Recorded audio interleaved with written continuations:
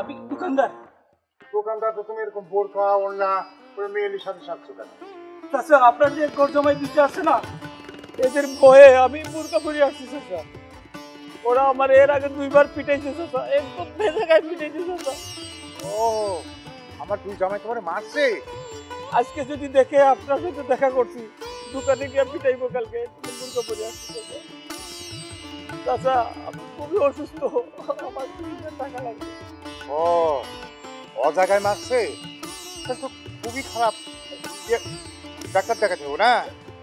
ঠিক আছে, দাঁড়াও দাঁড়াও, চিন্তা করো না।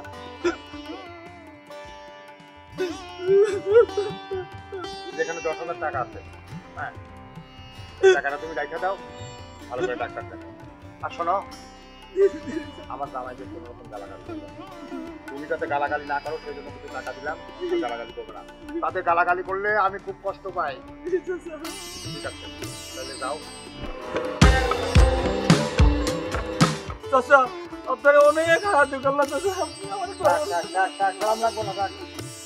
আর একটা কথা, পুরুষ মানুষরা এরকম মেয়েদের সাথে থাকো না, এটা ছেড়ে দিতাম। ঠিক আছে? আর এরকম ঠিক আছে, যাও।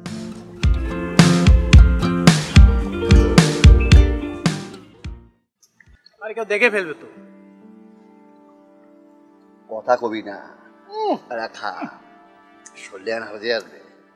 বন্ধ করে, আর কেউ দেখে ফেলবে তো। কেউ দেখবে না, এখানে তুমি আর আমি ছাড়া আর কেউ নেই। এটা সাদা বোতল, মনে করবে এটা পানি, সমস্যা নাই। আরে টাইগারের চামচারা, তোদের মেয়াও কোথায়? ভাবি আপনার দ্বারা কথা বলতে চাই, যদি আপনি অবাই যান তাহলে কথা বলতে চাই। ঠিক আছে, অবয় দিলাম, বল। ভাবি ভাই কিন্তু আপনাকে অনেক বেশি ভালোবাসে, উনি বলছে আপনার ছাড়া বাঁচবে না, আর ওনার জীবনে প্রেম একটে।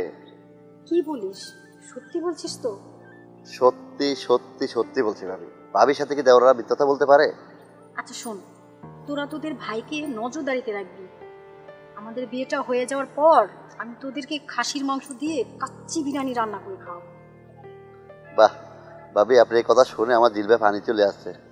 ভাবি আপনি বলছেন আমরা বাইরে নজর রাখবো, এটা কেমনে মনে করলেন? অবশ্যই আজকের থেকে আমাদের দায়িত্ব আরো বাড়ছে, আমরা বাইকে নজর রাখবো। সমস্যা না, আমি টেনশন করবো। ঠিক আছে, তাহলে এই কথাই রইল। ওকে ভাই, আমাদের দায়িত্ব আরো বাইরে গেছি, আমরা কাচ্চি বিরিয়ানি খাবো। চল।